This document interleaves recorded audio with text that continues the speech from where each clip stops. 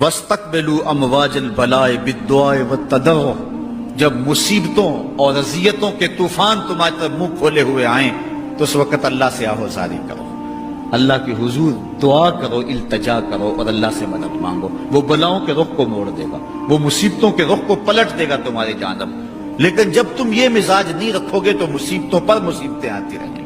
حضرت موسیٰ علیہ السلام کے پیٹ میں درد کا احساس ہوتا ہے تو کوہ طور پہ چلے گئے، کیسے جلیل القدر نبی تھے، اللہ سے ڈائریکٹ رابطے تھے، اور جا کے کہا مالک میرے پیٹ میں درد ہو رہا ہے۔ اللہ اکبر۔ گھر کے نجی معاملے بھی رب سے ڈسکس کرتے تھے، اور کوئی جو ہے وہ ایسی چیز ہوتی وہ بھی رب سے ہی عرض کرتے تھے۔ کہا میرے مالک میرے پیٹ میں درد کا احساس ہو رہا ہے، دوائی کی پوری لینی ہے تو وہ بھی جا کے کوہ طور سے رب سے ہی لیتے تھے۔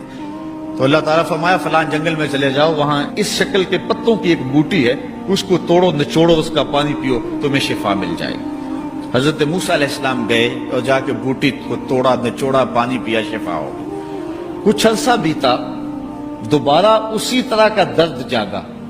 اب نسخہ تو ذہن میں تھا، کوہ طور پہ نہ گئے، اس جنگل میں چلے گئے اور جا کے بوٹی کو توڑا، اس کے پتے نچوڑے، پانی نکالا، پیا، لیکن درد اور زیادہ بڑھ جاتا۔ پھر دوبارہ آئے کوہ طور پہ، کہا مالک میں نے اسی درد پہ دوبارہ وہی بوٹی کا پانی پیا ہے لیکن درد بڑھ گیا ہے۔ کہا موسیٰ اب جو آئے ہو کوہ طور پہ پہلے ہی آ جاتے۔ تو عرض کی مالک بوٹی بھی وہی اور درد بھی وہی۔ فرمایا سب کچھ وہی ہے لیکن پہلے میرا حکم تھا، اب میرا حکم ساتھ شامل نہیں تھا۔ شفا بوٹے میں نہیں رکھی، شفا تو میرے حکم میں رکھی ہوئی۔ اس لیے ڈاکٹر کے پاس جاؤ، حکیم کے پاس جاؤ، لیکن شفا اللہ سے مانگو کہ شفا ہمیں دینے والا وہ ہے۔ وہ ایک وسیلہ ہے، ایک ظاہری طریقہ ہے۔ حضور علیہ السلام اللہ اکبر کیا خوبصورت ارشاد فرما رہے، حسنوا اموالکم بالزکات، اپنے اموال کو زکات سے پاک کرو، وداووا مرضاکم بالصدقہ، اور اپنے مریضوں کا علاج صدقے سے کرو۔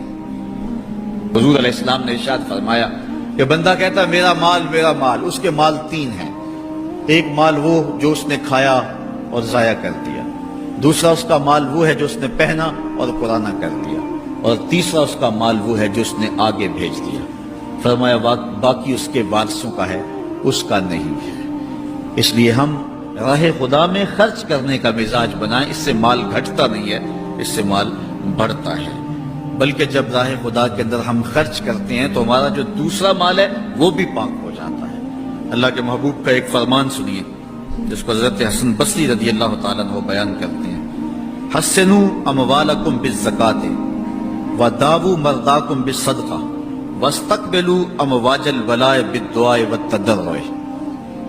فرمایا کہ اپنے مال کو، اپنے اموال کو زکات سے پاک کرو اور اپنے مریضوں کا علاج صدقے سے کرو، اور جب مصیبتیں اور بلائیں تمہارا رخ کریں تو پھر دعا سے اور اللہ کے حضور زاری سے اللہ کی مدد چاہو۔ آج ہم صدقے کا مزاج بہت کم کر چکے ہیں۔ اسی زمانے میں ایسا ہوتا تھا کہ جب کوئی بیمار ہوتا تھا تو سب سے پہلا کام لوگ یہ کرتے تھے کہ صدقہ دیا کرتے تھے، ڈاکٹر کے پاس پھر جایا کرتے تھے، حکیم کے پاس پھر جایا کرتے تھے، سب سے پہلے اس کی جان کا صدقہ دیا کرتے تھے۔ صدقہ قضا کو بدل دیتا ہے، تقدیر کو بدل دیتا ہے۔ صدقہ سے اپنے مریضوں کا علاج کرو۔ اصل ڈاکٹر کے پاس جانا، علاج کروانا سنت ہے، اس کی ممانعت نہیں ہے، لیکن یہ بات ہمیشہ ذہن میں رکھیے گا کہ ڈاکٹر کے پاس دوا ہے، شفا نہیں ہے، شفا اللہ کے دستے کرم میں ہے۔